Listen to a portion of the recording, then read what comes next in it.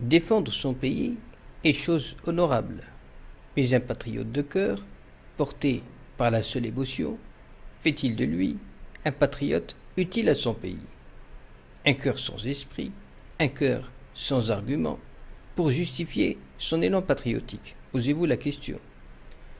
Tous les Marocains s'accordent, moi y compris, pour dire que Sbtaim Lilia sont des terres marocaines. Mais combien en sont convaincus? Combien sont capables de suffisamment de raison et de culture pour défendre leur position? Non pas face à un Marocain comme eux, les deux étant portés par une conviction double, les deux tenant pour sacré l'intégrité territoriale, ou bien les deux ayant pour seul ancrage une peur glaciale du moindre début de commencement de questionnement, une peur d'être traités de sécessionnistes et de payer comptant leur égarement en années de prison pour haute trahison. Si votre enfant vous pose la question sur l'existence de Dieu, de son prophète, paix et salut soit sur lui, dont on vient de fêter la naissance, ou sur la marocanité des enclaves en question, vous ne pouvez pas vous tirer d'affaire en évoquant la sacralité du sujet, n'est-ce pas? Ainsi devez-vous, et moi le premier, aborder sans tabou ce que l'on érige en sacré dans notre culture. N'est-ce pas Dieu qui chapeaute tout le sacré qui nous habite, qui nous invite, à travers ces textes, à la réflexion? Pourquoi n'y voit-on pas une désobéissance sincère, une désobéissance à Dieu quand on fait abstraction de logique et de raison, bien que le taureau nous y appelle? N'est-ce pas que Dieu, dans son livre saint, a fait l'éloge des gens du savoir? N'est-ce pas que devant Sa Majesté, hier, lors de la veillée religieuse, en mémoire du prophète, notre ministre a évoqué ces gens du savoir habitant les enclaves en question? Al-Qadi Iyad, comme vulgarisateur du rite malékite, un rite que le Maroc a fait sien, un rite qui appelle justement à la raison, qui considère l'intérêt général, la coutume, l'indulgence et le bien-être des gens. Un rite qui ne reste pas piégé dans le littéralisme du texte, comme le rite hanbalite. Un rite qui a pu résister au rigorisme inique de celui qui se prenait pour le Mehdi. C'était Ibn Tomart des Almohades, adepte du littéralisme pur, où le questionnement n'a pas sa place, où la simple consultation de livres théologiques pourtant mentionnés dans le Coran serait pour lui un acte hérétique. Ce rite malékite donc, celui de la tolérance et de la diversité des avis juridiques en matière religieuse. N'est-ce pas la tolérance comme attribut du prophète, mieux, comme attribut de Dieu même?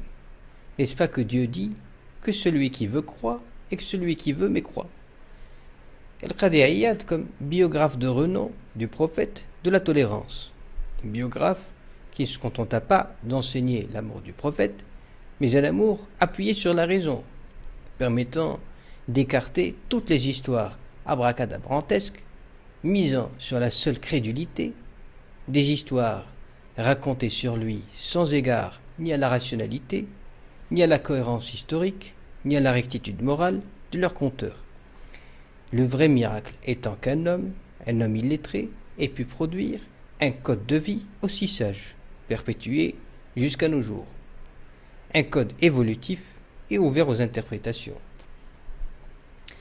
Le deuxième personnage évoqué devant le souverain n'est autre que les Safi, né à Septamem, grâce à qui nous fêtons la naissance du prophète, chaque année que le bon Dieu fait, partant du fait que les chrétiens à côté fêtaient Jésus et que les musulmans n'avaient aucune raison de ne pas fêter Mohammed, paix et salut soit sur lui.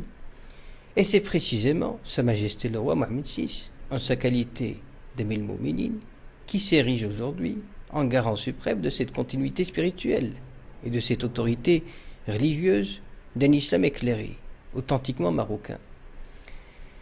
Certains parmi vous diront, mais ces arguments historiques ne sont pas pour autant des arguments juridiques qui font qu'aujourd'hui le Maroc puisse réclamer les enclaves en question.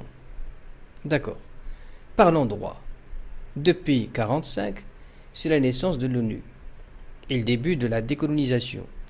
Alors c'est simple. Que fait l'Espagne en Afrique?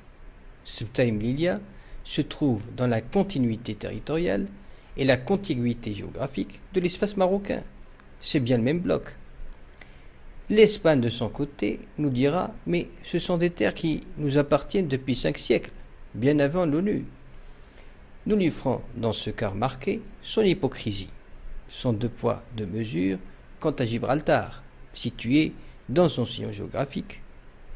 Pourquoi l'Espagne veut-elle, quand même, récupérer son Gibraltar des Anglais, alors que c'est une occupation qui date d'avant 1945 et du traité d'Utrecht de 1713, qu'elle a même vu organiser par 2 fois un référendum qu'elle a perdu, l'un en 1967 et l'autre en 2002. N'est-ce pas qu'elle considère que le colonialisme est un mal persistant, que ce soit avant ou après 1945, où les années ne font rien à l'affaire? Quand l'Espagne a perdu le référendum à Gibraltar, s'était inclinée devant la nouvelle donne, oh que non. Elle a accusé l'Angleterre d'un colonialisme de peuplement. Autrement dit, que l'Angleterre a importé sa propre population pour gagner le vote et que l'intégrité territoriale primait sur le référendum en question. L'Espagne aurait-elle accepté un tel argument venant de notre part? Et de quelle façon nos territoires nous ont-ils été confisqués? De la plus malhonnête des façons.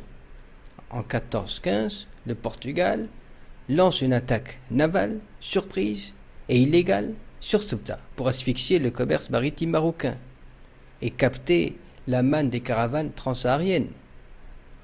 Il cède ensuite la ville à l'Espagne en 1580 lors de l'Union ibérique, une cession officialisée au traité de Lisbonne en 1668. Pour Melilla, ce n'est pas mieux. En 1497, les Espagnols profitent de l'agonie du pouvoir tacite et des querelles tribales internes pour occuper, sans coup férir, une ville désertée et vulnérable. Franchement, quel honneur y a-t-il à garder des terres saisies de la sorte? Maintenant, ces 2 enclaves sont reconnues espagnoles par la Constitution de 1978. Les CD reviendraient à amender cette Constitution et à passer donc par un référendum populaire espagnol. De plus, l'ONU ne reconnaît pas ces 2 villes comme territoire non autonome, laissant le Maroc sans appui juridique international direct sur le dossier. Quelle solution alors?